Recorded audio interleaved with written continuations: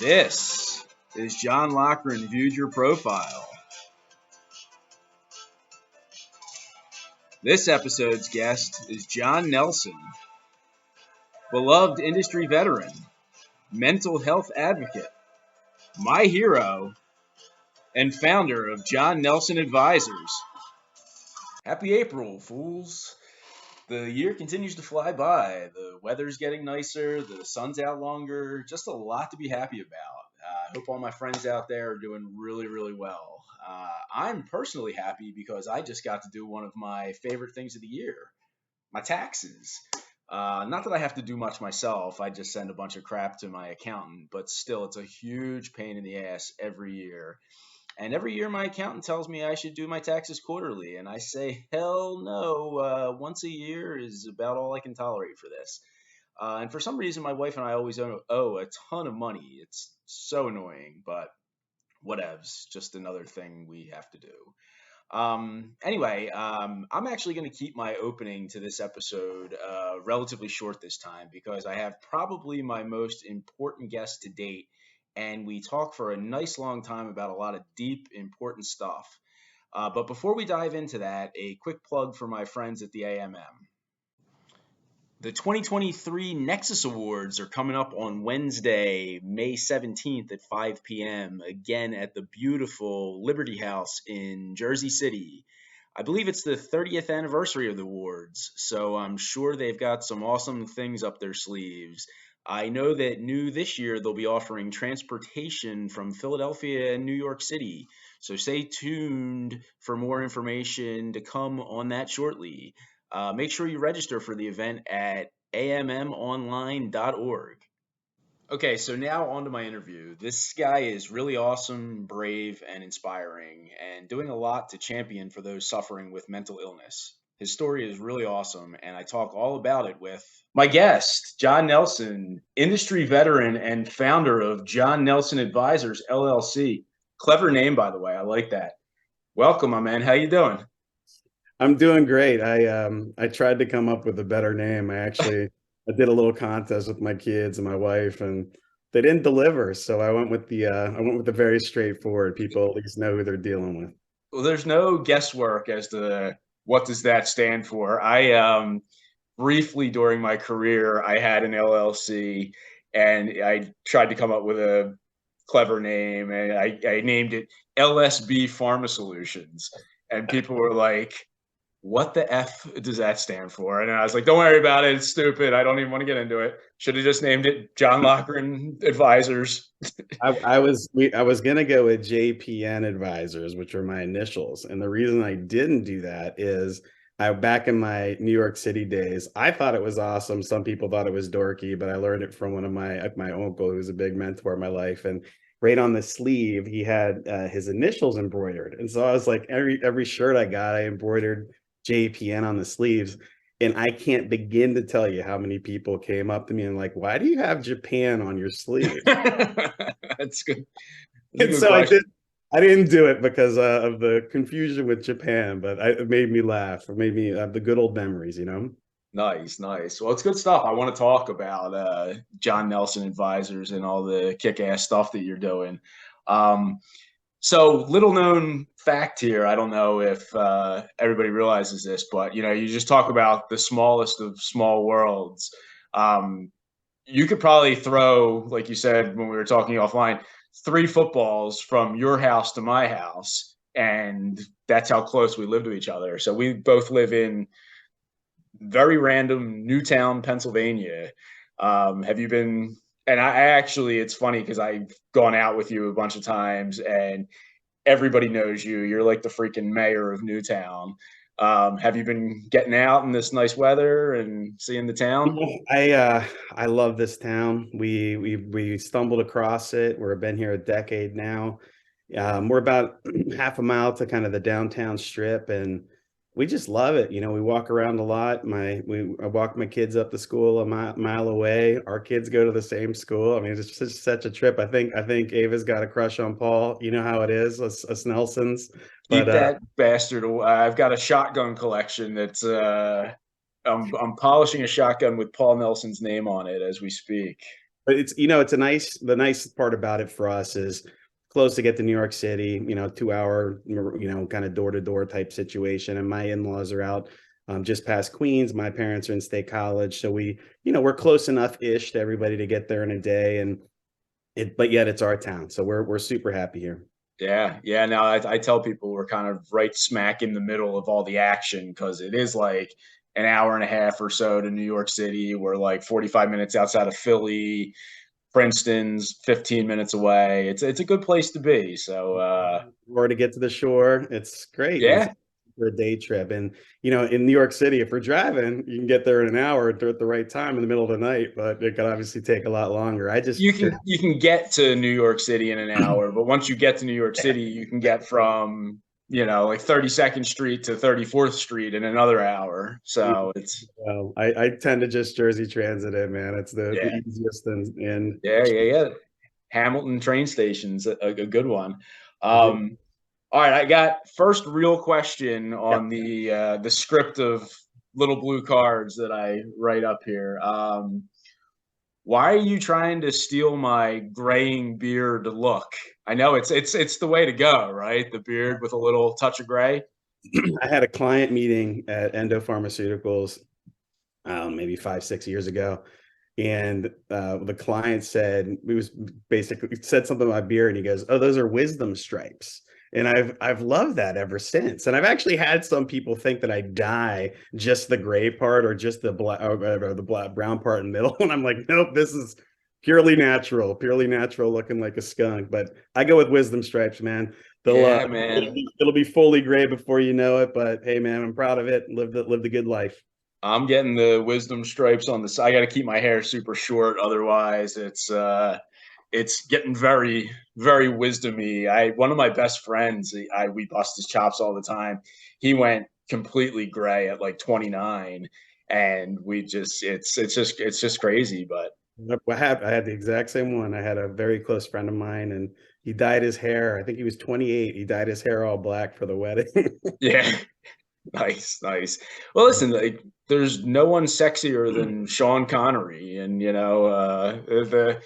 the aging male. It's a good look. It's a good look, and I like it. It goes well with the buzz cut and everything. And Gotta you look do it. good, man. You look really happy, and I want to touch on that and how things have been going for you.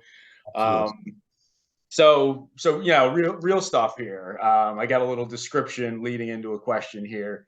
Um, you know, you're a medical marketing executive, an all around good guy, a friend of mine.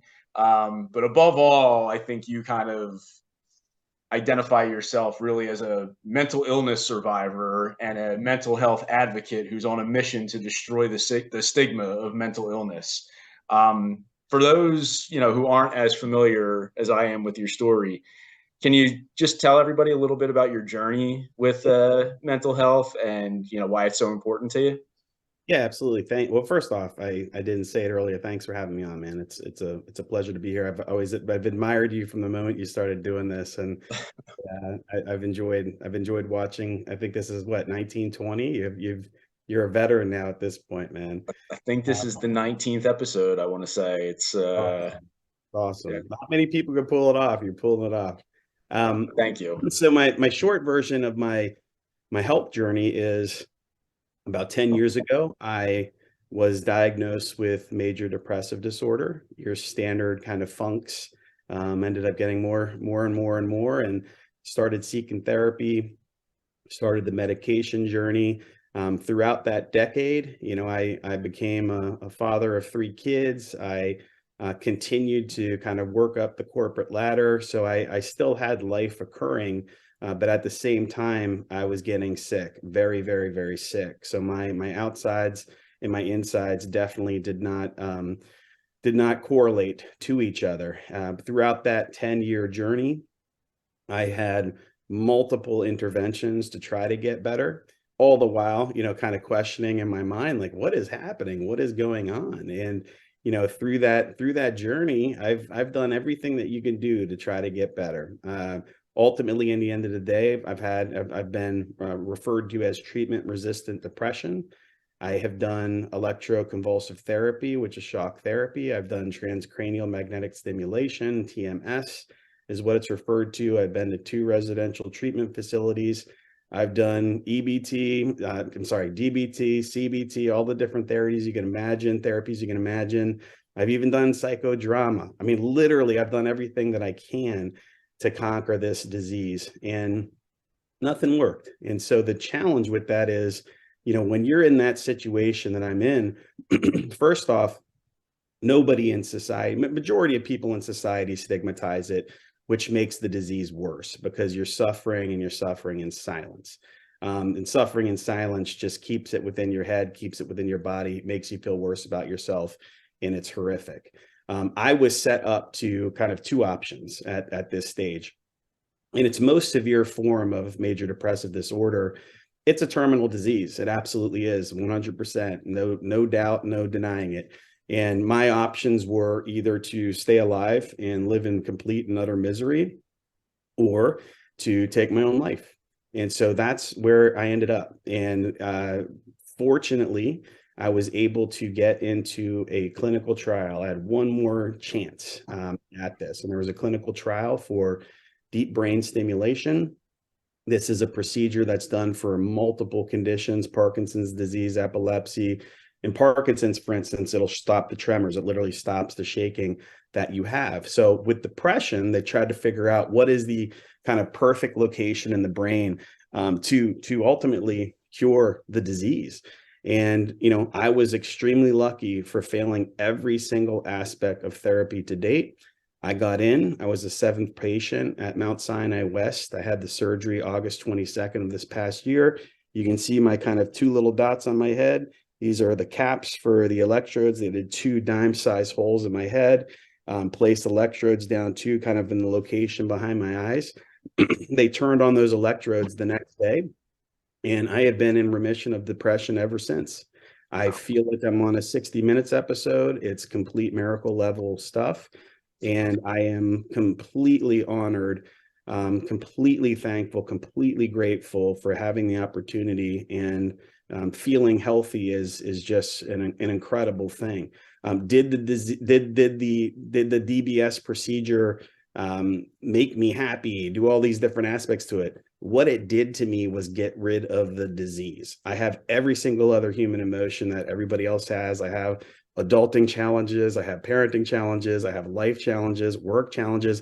That stuff, it doesn't fix that, but Right. it gets disease out of my body. And like I said, man, I just feel so incredibly lucky to not have that. And I'm proof that, listen, if so many people question what is depression and this and that, I'm proof it's a brain disease. I had an alternator and my car was broken. I went to the mechanics and they fixed my alternator and my car is rolling again. That's exactly what happened to me. I had 2 parts in my brain that weren't functioning correctly. They have stimulated those with 130 electrical pulses per second, 2 different locations of my brain. That's 22.5 million electrical pulses per day. Keep me alive. And this will be pumping in me for the rest of my life. And I feel very fortunate. So you can kind of, the cord goes down here through my neck, and then it's into a pacemaker, which is right here. So it's literally a square, and that pacemaker controls it and shoots those 22.5 million pulses per day to my head. And I mean, it's science at its best, man. And that's where we are. I'll stop talking a second. But the neat part about my advocacy is this: because I shouldn't be here, and because I am here, and because I've seen so many unmet needs that are out there in this world, specifically with mental illness, I'm going to advocate for the rest of my life to, like you said, just destroy the stupidity of the stigma of mental illness. It makes no sense that it exists. It all comes down to education and ignorance within majority of folks in society.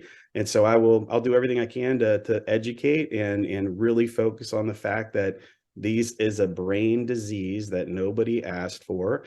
And hopefully in the future, this will be FDA approved and people will not have to make that final decision of purely live in misery or take their own life. That's amazing, man. And, I think about as you talk, like, and I've heard you say this too, like in different posts and different podcasts and stuff, like nobody says like, oh, like why'd you get cancer? Or like, like, what are you bitching about that? Like, there is this stigma of, what do you have to be so depressed about? Like, it's not by choice at all.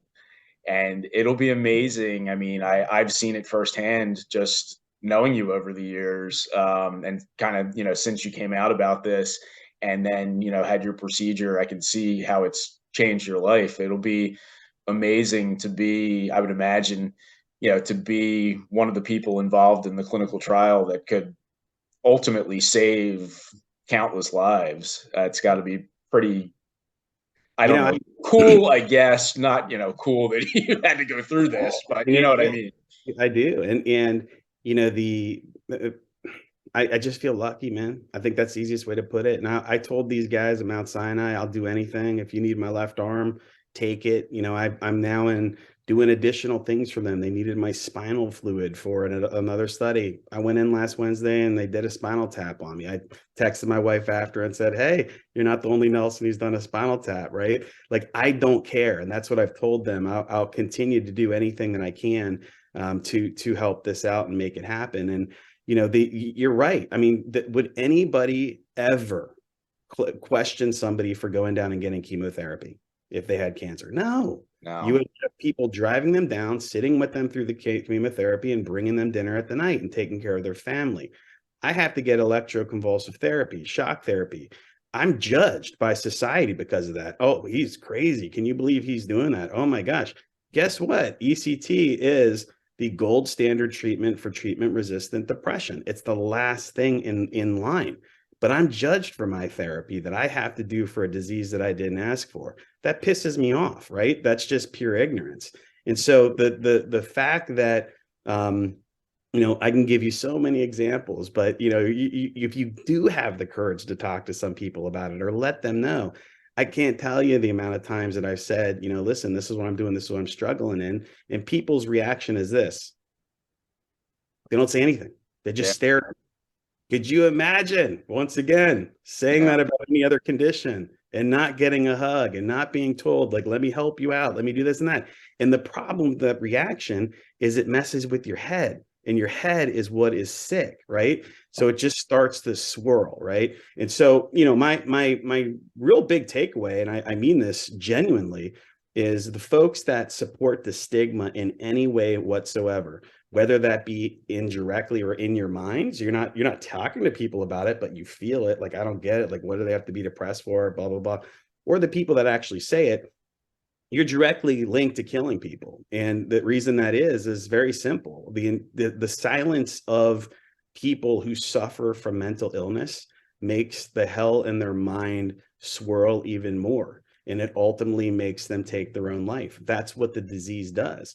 And so the longer you keep it in, the sicker you get. So the stigma provides that opportunity to keep it inside someone's mind. You need to get it out. You need to talk about it. You need to not be kind of stuck in that overall hell. And the stigma keeps those that are sick from talking. And that is a direct cause to people having to take their own life.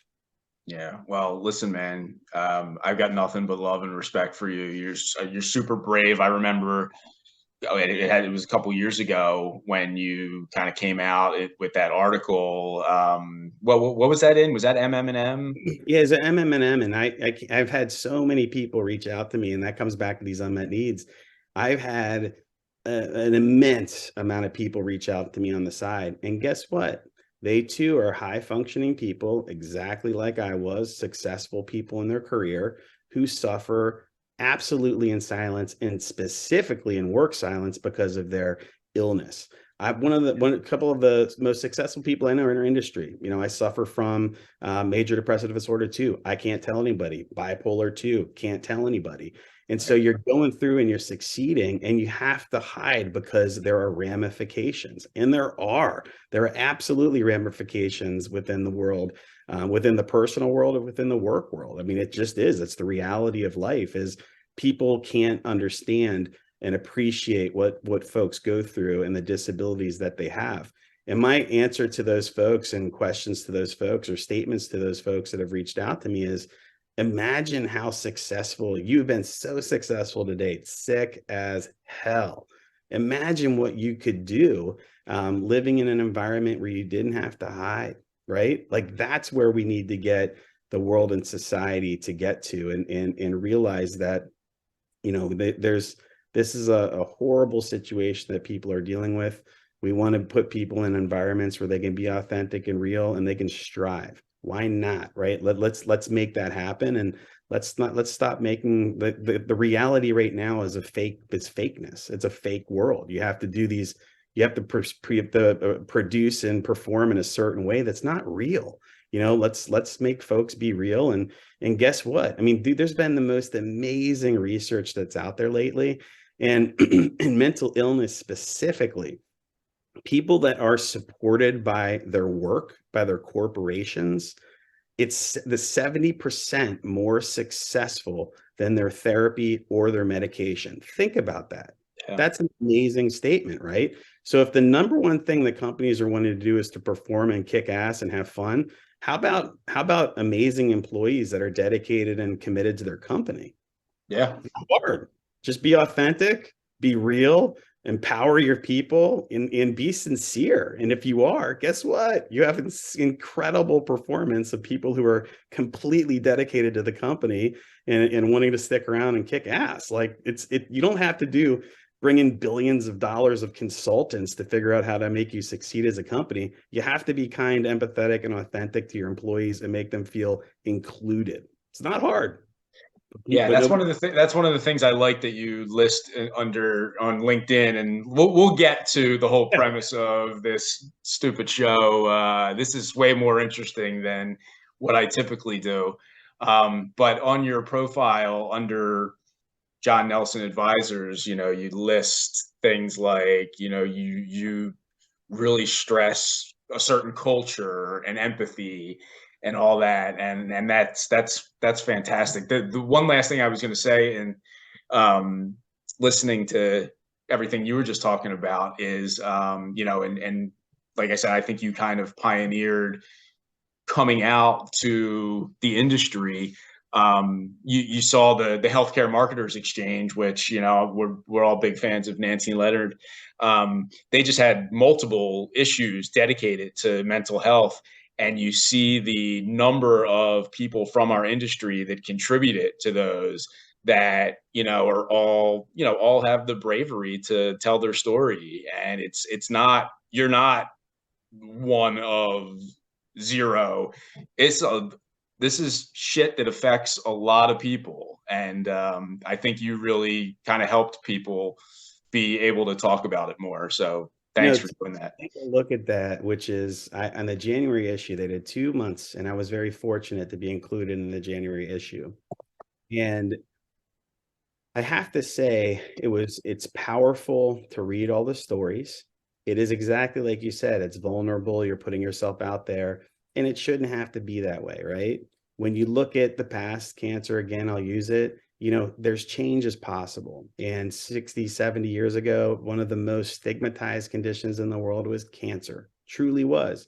But look at where it is now, okay? And so ideally, that can be the norm moving forward. But then when you look at, the appropriate ways to handle mental illness from a work environment, read that January issue that Nancy put together. It was incredible. The Otsuka perspective, Otsuka Pharmaceuticals perspective, and how you kind of handle it within the work environment was fantastic. Look at the Point of Care Network one at the end and what they do for their employees. It's incredible. I mean, the most amazing part about that is you're reading that and you have companies that are paying for everybody's therapy, and they're also paying for people's gym memberships.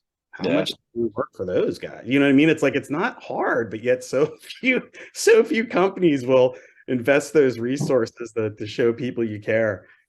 Yeah. I actually have them sitting on my desk. So if you haven't seen the January and February issues of Healthcare Marketers Exchange, seriously check them out. They're online. I think it's I don't know what the website is. I don't want to butcher it, but just Google Healthcare Marketers Exchange. It's pretty easy to find.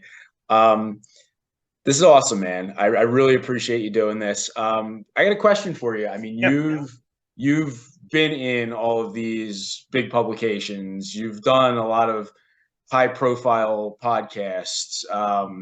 Is this the biggest podcast you've been on? I mean, dozens of people are going to see this. This is my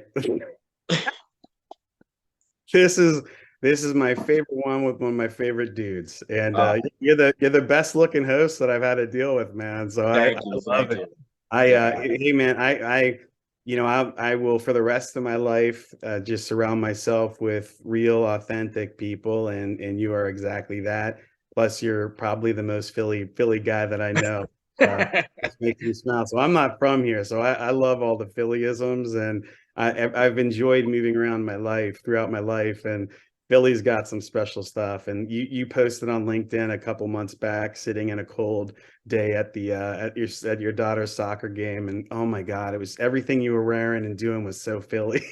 Yeah, well, it's crazy. That was my 1994 freshman football team from high school windbreaker they gave to us for going 8-1, and it still fits. Which You're wearing and you're I don't know wearing what that means, you're but wearing your Eagles beanie on top. Like it was Eagles great. beanie. I just see that and I smile. I'm like, where's your soft pretzel?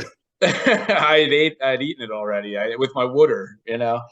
Um, so tell people. So I've got questions, but I Yeah. can jump out of order here. So you mentioned I one of the things about your profile that stands out to me is you've been in a lot of different places. You went to school in Indiana. You've worked in New York. You've worked in San Francisco. You've worked in Princeton, Newtown. Um, I knowing you, you're a big fan of the Penguins and all things Pittsburgh. So you're from Pittsburgh, right? So born and raised in the Berg, and Yeah. fun stat. I know we were talking the other day. I don't know if you know this. It's the only city where all major sports teams have the same colors. Same colors, yellow and black. Yeah. Yellow, black and gold, however you want to say it. But it's Yeah. the neat part about living and growing up in Pittsburgh was I was there till I was 16 years old, and it's an incredible town. It's an amazing. It's a city that feels like a big town. Everybody is very attached to it, loves it. Hard work in place. Everybody loves their Steelers.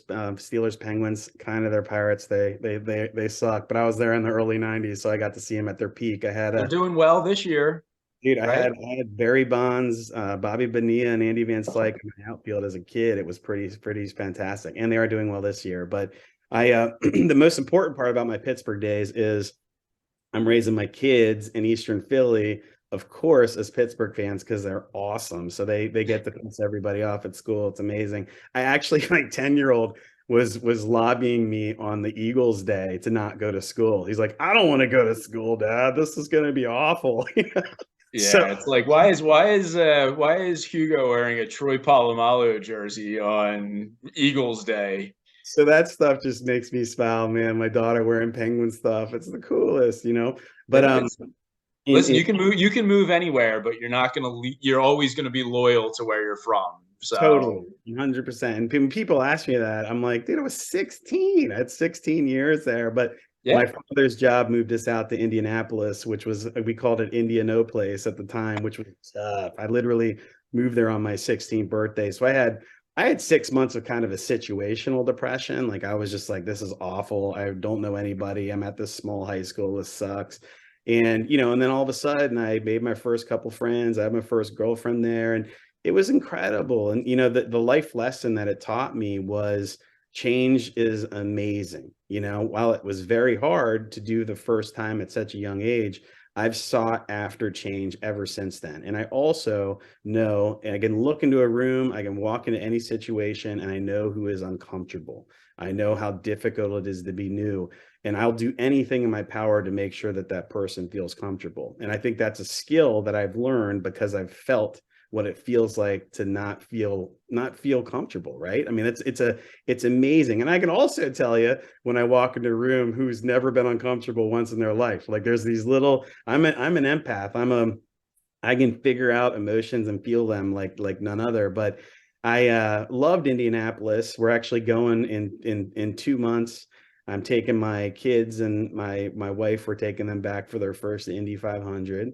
So you Nice. each city you go to, you learn the intricacies of them. You know, Yep. I was there. I moved there during the Reggie Miller, Spike Lee days. Oh, that's Pittsburgh didn't awesome. have NBA, so I became a big Pacers fan. We went to the Indianapolis 500 every year since 1992 for 20 years, and until we the birth of my daughter, we couldn't fly back for it. So it's little fun traditions that we've had. I can't wait to expose my kids to that race, and it's not even about the race; it's the spectacle. It's just so hysterical. It's an amazing experience, and there's nothing like it, dude. Watching being with about 500,000 people and seeing a B-52 bomber fly over, after the Star Spangled Banner. I mean, it's just wild. I mean, it brings you chills. And then you see 33 cars coming around going 220 miles per hour, all in kind of rows of three. It's fantastic. It's just a neat experience. And you're eating pork tenderloin sandwiches and having a Coors Light at 6 a.m. Nothing like it, right? Yeah. It's one of these life experiences. But Well, I can do you one better on the Philly side, and unfortunately they don't do this anymore. But for about 30 years they did, and I don't know. Did you ever get a chance to attend a wing bowl in no, Philadelphia? no, I Oh, didn't hear about it. I think I maybe have heard about it back in the day, but tell me, this is 5, important. 5 a.m. in the morning, bunch of big fat guys eating as many wings as they can. Everybody's drunk. It's insane. So that was a Philly tradition. Did they They stop it? I don't know why they stopped it. Maybe it just ran its course, but it used to be the Friday before the Super Bowl, Mm. and they always did it because the depression in Philadelphia of, the team was bad. And, I think, oh, well, they started making Super Awesome. Bowls, but I went to one and we got there, I think at 4 a.m. We're tailgating in the parking lot. It ended at 10 and we all left the place. And if you ever saw Varsity Blues where they are in the strip club all night and they come out in the morning and the sun hits you and you're all disheveled, That it's a was little you. bit like that. But it was the wing bowl was one of a kind. So But anyway, cool. but that's really cool. So that It's unique to each city. Yeah, I mean, I tell you, so that's the stuff that I like to find out from each place. The short ending of the next is I went to Indiana for college. I was a Hoosier. After I graduated there, I had the ability to move to New York City and go to Klein Davis and Mann, which was my first agency. And it's funny how I got there. I had it down to an insurance job or an ad agency. And my brother said to me, he's like, hey, he's like, do I want to say my bro's an insurance agent in Indiana or he's an ad guy in New York City? And I was like, oh, damn, that's a pretty good point. It's amazing what changes your life and your trajectory. But I was like, way to go, big bro. Good advice. Yeah, well, I think you definitely probably had more fun on the ad agency It in New was York City than amazing. insurance guy. Amazing experience. And when I started there, it was back in like the Viagra days and all I mean, it literally like the hottest ads in the time were that stuff. We were doing it. And, I was 6 years of working my tail end off. I met my beautiful wife there. Like many, many others of those in the ad world back then, you worked all the time. So you Yeah. didn't have, you had a great chance to meet people, but most of the time was at work. There's literally dozens, if not hundreds of couples that have been married from CDM. We could literally start our own Facebook page. But we Yeah. moved, after we got married, we moved to San Francisco, had a great opportunity to kind of start the CDM agency out there. Awesome experience, 6 years, had 2 kids out there, came back, moved to Newtown, worked in the Princeton office, and then went to publisher side for a little bit and really enjoyed that. I had the opportunity to run GSW Newtown, which is kind of the Philadelphia branch. Got very sick, and that kind of tags into my mental health story is, at the same time of being very sick, like what that means from a high functioning standpoint is, yes, I could run an agency and I could be in that spot. I vividly remember this. I'm running an ad agency where we just won a successful pitch. I'm leading a champagne toast, which everybody in this world has kind of been in that scenario. And I'm driving home and I want to slam my car into a tree. That's what it's like to live with this disease. Is it's horrible. It's with you at all times, even when you're succeeding. And so that was kind of my first demise is I had to go away and get some help. And I came back. I went back to the publisher world. One of the challenges with going back to the publisher side and working from home when you're very sick is you're isolated. So you're isolated. So I couldn't run an agency and do all the go, go, go, go, go. So that was too difficult because of the disease. But then going home and working from home is very challenging because you're sick and you don't want, and, it's hard to function. So, that's my kind of work world, but living out in Newtown has been phenomenal for us. And, the whole ride and journey of life, I've enjoyed everywhere that I've lived. And, I look forward to living disease free and seeing what can bring us next. That's awesome, man. So now you're in a good place, and you just within the last couple months started this amazingly named Jon Nelson Advisors. Tell me a little bit about that. What are you doing? Who are you working with? What is Jon Nelson Advisors all about?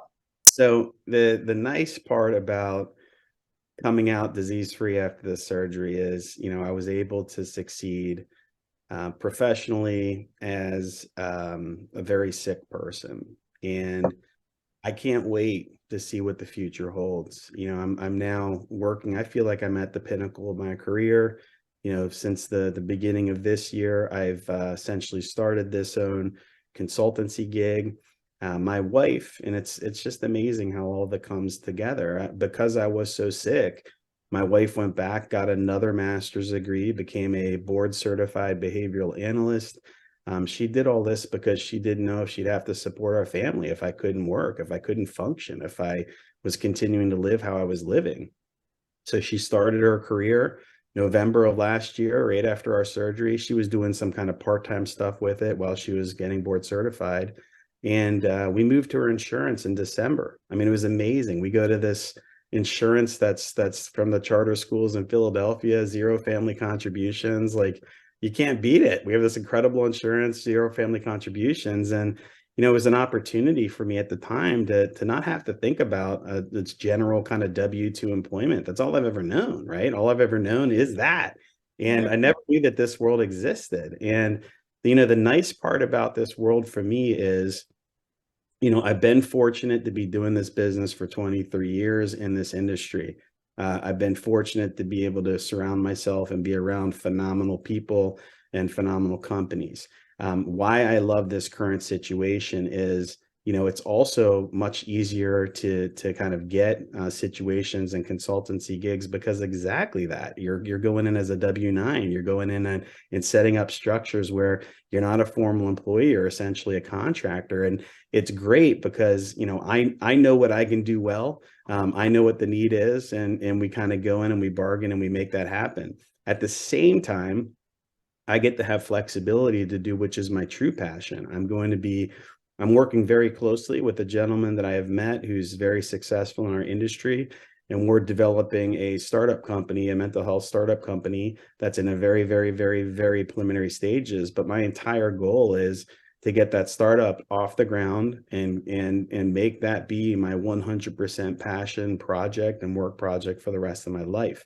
And it's going to be going out into kind of an unmet need that we have uncovered within this space, which is all about kind of the high functioning folks that are continuing to be silent. And we can make a big difference, and that's going to be the main thing. Beyond that, what's paying the bills in a really good way is working directly with some pharmaceutical companies that are within the mental health space.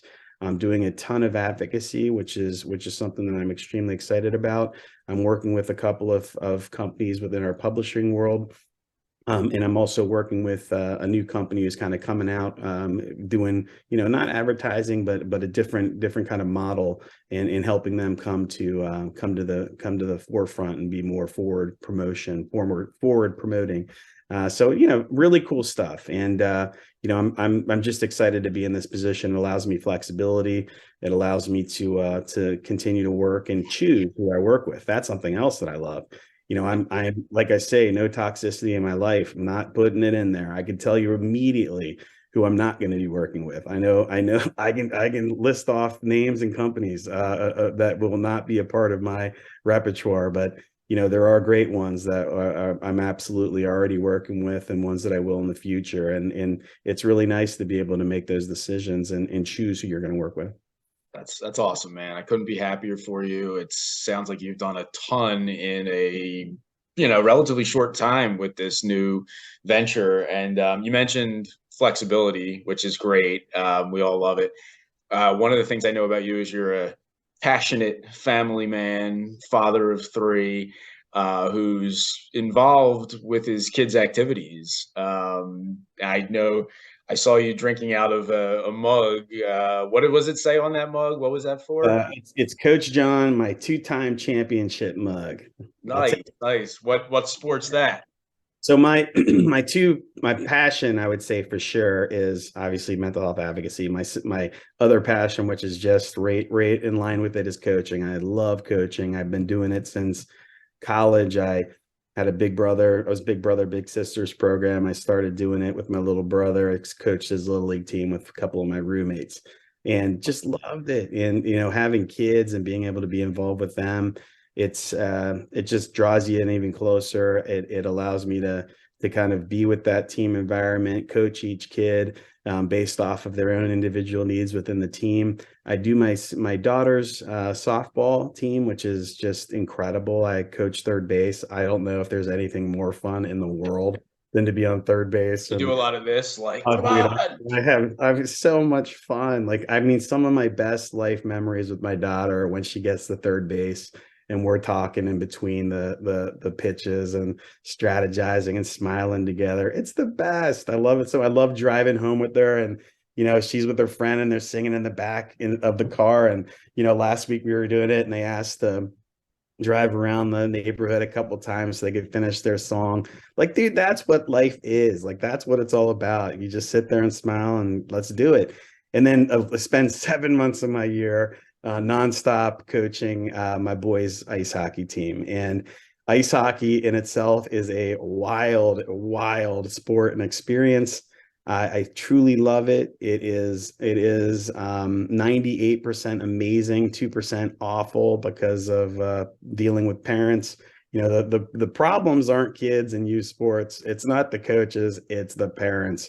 And I've had some doozies, let me tell you, this last year, kind of highlighting that. But the neat part is I've coached them for the last 3 years.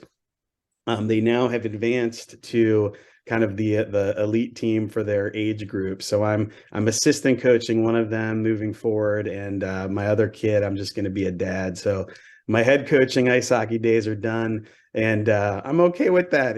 I'm happy that I got to be very closely involved with them the first 3 years. When my older son came back, and he had made they call it the double A team, and he just was so excited. Like we don't take this stuff too seriously. We just want them to enjoy it, be around a good team environment, learn how to be good kids, increase their skills, just have fun, right? Move your body. Like, moving your body is amazing nowadays. It's a different world than we were. And my wife said to him, "Oh, congratulations, so excited for you." And then she looked at me and she said, "Does this mean you don't have to coach?" She was more excited that I didn't have to deal with the insanity of head coaching youth sports for 7 months. Oh, it's crazy. I mean, I've got two daughters. They both play travel soccer. I like. I mean, I've helped out. I was a baseball player growing up, so soccer isn't exactly my sweet spot. But I was helping out the coaches the other night, putting cones down, and just all this stuff. But we had a game the other day where it was pouring and there was a delay, and 12 girls were crammed into one car and they were just singing and having a blast, and I loved every second of it. It's Amazing. Like, how Yeah, great is that? Like, what an awesome memory. And yeah, yeah, that's what it's about. But that's the kids. It's the yeah. kids. The kids are great. So the parents are all, why is my kid not on this team? Why is that? Why are they not playing? It sucks Had a a lot of the fun out of it. had an amazing hockey coach that I've met. We were kind of venting about the insanity of the parents that year, and he said to me, "What's the best team to coach?" And I said, "What?" And he said, "A team of orphans." Like, Oh, that, yeah, if that doesn't sum it up, I don't know what does. yeah. And well, the nice part too about this is we do our best to be amazing coaches, parents within within a team that we're not coaching, because oh man, they can ruin it. Yeah, yeah. No, I say it. It's a lot of people think my 9-year-old's getting a college scholarship today, which, you They're know, not. They're they're not. not. They're not, and they're supposed to be having fun. Right. Um, well, listen, man, I'm looking at the clock, and holy crap, I think we just talked for almost an hour, which is just a testament to you and how much of a pleasure you are to talk with, and how interesting a guy you are. You should be in those Dos Equis commercials as the most interesting man in the world. Um, anything else? Anything else before I let you go that you want to say, or think we covered it all? It's fun for me to see your success. It's fun for me to see your family grow up. I'm happy that we get to be closely connected, and I really appreciate you having me on, man. It means a lot, and having as many platforms as I can to tell people, literally tell them to educate yourself on mental illness. Stop supporting that stigma. You will save lives. It's that simple. Have empathy, be authentic, and make things happen. Awesome, dude. Well, listen, we'll have to watch this together at the clubhouse in Newtown and have some laughs. And I really appreciate the time, and I think everybody's really going to enjoy this conversation. So much love, my man. I'll Much be talking respect, to you. much respect, much love. All right, dude. All right, take it easy. Thanks, man. Bye. I hope you found this episode both entertaining and informative. If you get a chance, check out Jon's LinkedIn page and the stuff he's posted over the last couple years, including links to the various interviews and articles that he's done. Special thanks to my man for joining me, and to all of those who watched. Uh, Please just be kind to each other. Peace out.